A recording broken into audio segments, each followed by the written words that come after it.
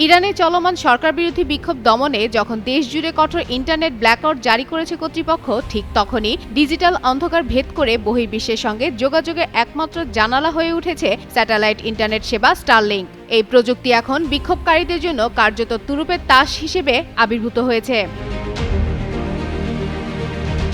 গত ৮ জানুয়ারি থেকে ইরানের বিভিন্ন অঞ্চলে মোবাইল ডাটা ও ব্রডব্যান্ড সেবা ব্যাপকভাবে বন্ধ করে দেওয়া হয়েছে। ফলে বিক্ষোভের খবর, ছবি ও ভিডিও দেশটির বাইরে পৌঁছানো প্রায় অসম্ভব হয়ে পড়ে। এমন পরিস্থিতিতে ইলন মাস্কের স্পেসএক্স পরিচালিত স্টারলিংক সেবা ইরানি নাগরিকদের জন্য সীমিত পরিসরে সক্রিয় করা হয়। আন্তর্জাতিক গণমাধ্যমের তথ্য অনুযায়ী গত ২ বছরে প্রায় ৫০,০০০ থেকে ১ লাখ স্টারলিংক টার্মিনাল গোপনে ইরানে প্রবেশ করেছে।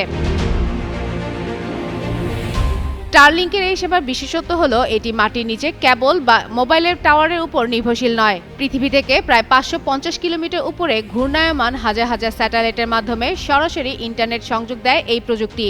ফলে রাষ্ট্র নিয়ন্ত্রিত গেটওয়ে বাইপাস করেই ইন্টারনেটে যুক্ত হতে পারেন ব্যবহারকারীরা। তবে এই ডিজিটাল লড়াইয়ে ইরানের সরকারও কঠোর অবস্থান নিয়েছে।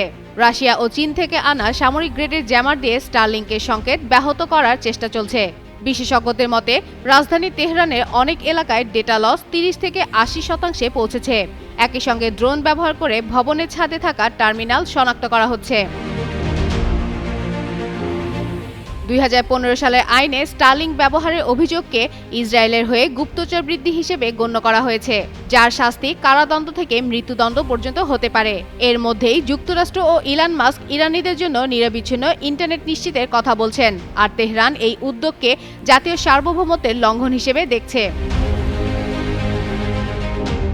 প্রযুক্তি বিশেষজ্ঞরা বলছেন, ইরানের রাস্তায় যে আন্দোলন চলছে সেখানে নীরব এক শক্তিশালী মিত্র হয়ে উঠেছে এই স্যাটেলাইট ইন্টারনেট সেবা, যা প্রযুক্তিকে পরিণত করেছে প্রতিবাদের অস্ত্রে।